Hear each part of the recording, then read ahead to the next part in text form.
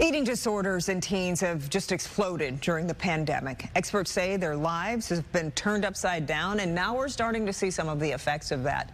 One local mother shares with our Sandra Ali what she's doing to educate her daughter about the problem before it's too late.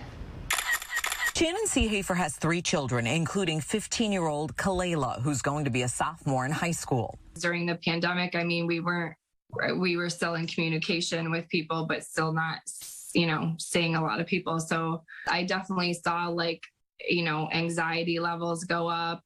Like many moms of teenagers, Shannon likes to keep an eye on what Kalayla's looking at online. I'm definitely more aware as my daughter gets older. I just make sure I'm constantly in communication with her about body image and about health and healthy habits. Experts who work with teens are stunned by the skyrocketing number of them struggling with eating disorders and how much worse the situation got during the pandemic. There was a lot of emphasis placed on losing weight and getting fit during the pandemic. And instead of some people being motivated by that, it led to an obsession and unhealthy eating habits. The National Eating Disorders Association helpline had a 40% jump in calls overall since March of 2020.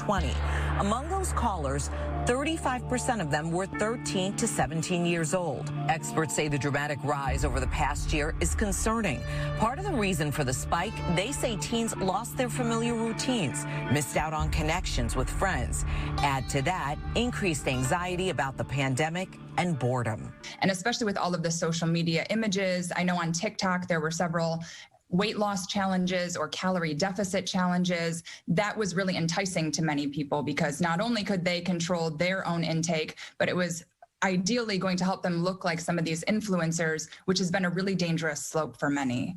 What teens see on their screens is a big factor. I think even as adults with fully developed brains, it's hard for us sometimes to distinguish reality, what we see online, from filters or Photoshop. And you take a younger adult or a teen or a tween who really doesn't have the ability to know what is real versus what is just been filtered. And it's very dangerous. The amount of time teens or even tweens spend on social media, which we all know was more than usual during the pandemic, can increase their risk of developing an eating disorder, especially as they start to compare their bodies to what they see online. Instead of finding a healthy outlet, they turn to social media, and you're not always going to get the best advice. Kelly's advice for parents with teenagers right now? I think being really aware of who your children are following on social media. And it doesn't even have to be a policing type thing. It can really just be an honest, open conversation about what kind of images they're seeing, how it affects their feelings, what they're watching. And then it's a great time to talk about, hey, how do you feel about your own self-esteem and body image? Experts also warn, in addition to changes to eating or exercise habits,